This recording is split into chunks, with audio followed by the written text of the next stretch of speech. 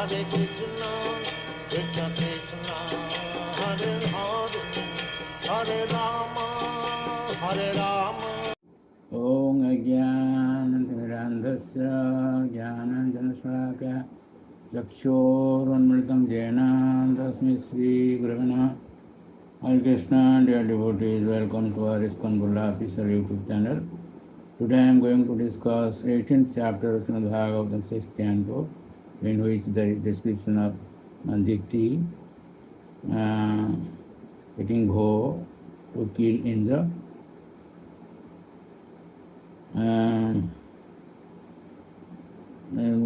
Besides this also, this chapter describes how Indra attempted to foil her plan by cutting to pieces the sun within her womb. So, in past 19 verses, there is description of further descendants of Daksha.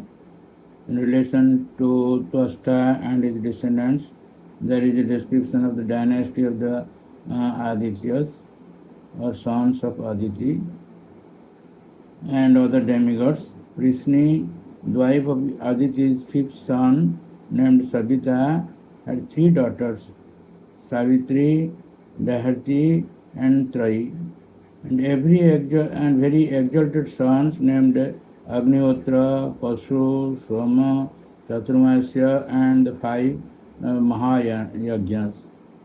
Siddhi, the wife of Bhaga, had three sons named Mahima, Vibhu, and Prabhu, and she also had one daughter whose name was Asi.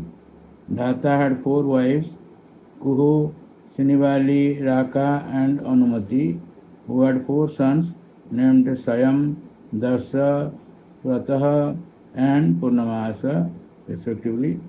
Kriya, the wife of Vidhata, gave birth to the five Purishas, who are representative of five kinds of fire gods. Bhrigu, the mind-born son of Brahma, took his birth again from Charsani, the wife of Varuna, and the great sage Valmiki appeared from Varuna's semen. Agastya and Vasishtha were two sons of Varuna and Mitra. Upon seeing the beauty of Urvasi, Mitra and Varuna discharged semen, which they kept in an earthen pot. From that pot, Agastya and Vasishtha appeared. Mitra had a wife named Revati, who gave birth to three sons, Utsarga, Arishta, and Pipala. Aditi had 12 sons, of whom Indra was the 11th. Indra's wife was named Paulami, or Sachidevi. She gave birth to three sons, Jayanta, Rishabha, and Mirusa. By his own powers, the Supreme Personality of Godhead appeared as Vamandev. From his wife, whose name was Kirti, appeared a son named Brihatsloka. Brihatsloka's first son was known as Saubhaga. This is a description of the sons of Aditi. Description of Aditya Urukrama, who is an incarnation of the Supreme Personality of Godhead, will be offered in the 8th canto. From 15 to 23, these 9 chapters describe this Lord Vamandev. He is an incarnation in the 7th Manu time. So, demons born of Diti are also described in this chapter. In the dynasty of Diti appeared the great saintly devotee Prahlad and also Bari, Prahlad's grandson. Hiranyakasipu and Hiranyaka were the first sons of Diti. Hiranyakasipu and his wife, whose name was Kayadhu, had 4 sons, Shanglada, Anulada, Lhada, and Prahlada. They also had one daughter whose name was Singika. In association with the demon Viprachiti, Singika bore a son named Rahu, whose head was severed by the Supreme Personality of Godhead. Kriti, the wife of Shanglada, bore a son named Panchajana. Lhada's wife, whose name was Dhamani, gave birth to 2 sons, Vatapi and Ilvala. Ilvala put Vatapi into the form of a ram and gave him to Agastya to eat. Anulada, in the womb of his wife Surya, begot 2 sons named Baskala and Mahisa. Prahlad's son was known as Virochana and his grandson was known as Bali Maharaj. Bali Maharaj had 100 sons, of whom Bana was the eldest. After describing the dynasty of the Adityas and the other demigods, Sukadeva Goswami describes the 3 sons known as Maruts and how they were elevated to the position of demigods. Just to help Indra, Lord Vishnu had killed Hiranyakasipu and Hiranyaksha. Because of this, Diti was very much envious and she was eager to have a son who could kill Indra. So in verse 25 it is stated, Krimi bid Basma Sangitat Jasye Savi Itasya cha Bhuta Druk Tatkrite Swartam Kim Veda Nirayojatha. That means when dead, and the bodies of all the rulers known as kings and great leaders will be transformed into worms, stool and ashes. If one enviously kills others for the protection of such a body, does he actually know the rule and true interest of life? Certainly he doesn't. For if one is envious of other entities, he surely goes to hell. As Prabhu Swami in his purport says that Nanu Raja Srodeha Rakhyartham Anyesam Ghatam Karoti Eva Kimatra Chitram Tatra. If one says that if the king wants to protect his body, he can kill others, what is the wonder in it? So this verse is stated by Diti. So in verse 33, he says,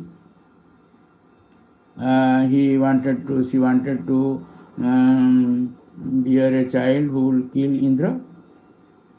So Diti's husband Kasyapa, while he came, she worshipped him to the utmost extent. So Kasyapa was so much pleased that he said, in verse 33, Patireva hi narinam daivatam paramam smritam manasa sarvabhutanam vasudeva srihapati. That means a husband is the supreme demigod for a woman. The supreme personality of Godhead, Lord Vasudeva, the husband of the goddess of fortune, is situated in everyone's heart and is worshipped through the various names and forms of the demigods by fruitive workers. Similarly, husband represents the Lord as the object of worship for a woman. So in the purport, it is stated by Srila Prabhupada Maharaj, as long as one is very much attached to material sense gratification, the worship of the demigods or the worship of one's husband is recommended.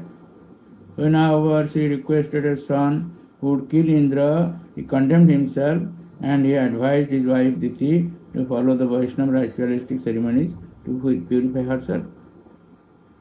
So he lamented that a woman's face is attractive and beautiful as a blossoming lotus flower during autumn.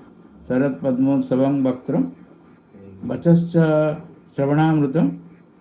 Her words are very sweet and they give pleasure to the ear. Hrudayam Kyuradharabham Strinam Ko Veda Chestitam. But if we study a woman's heart, we can understand it to be extremely sharp, like the blade of a razor. In these circumstances, who could understand the dealings of a woman? So in the purport, Srila Prabhupada Maharaj says, we therefore request all the members of Krishna conscious movement, both men and women, not to be attracted by bodily features, but only to be attracted by Krishna. Then everything will be alright, otherwise there will be danger. So in 44 to 54, these 11 verses describe how Kasyapa instructs Pusavan Vrata.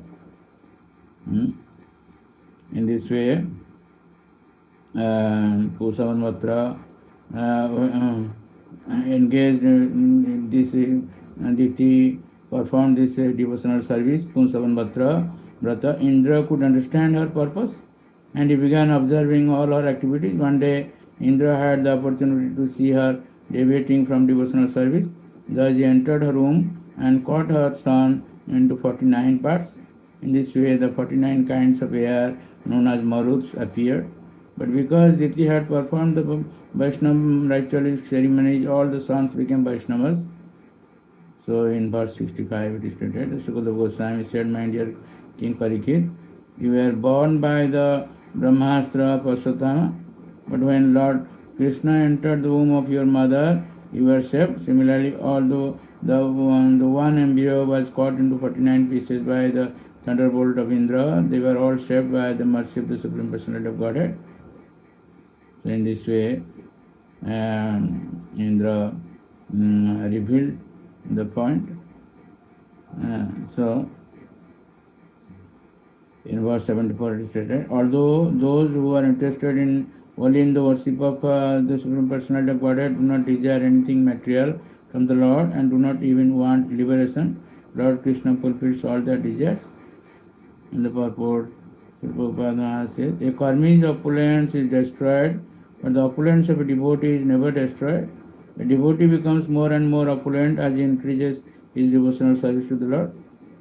Thank you very much for listening to this lecture, and please don't forget to subscribe, share and like our channel and get blessings of the Lord. Hare Krishna.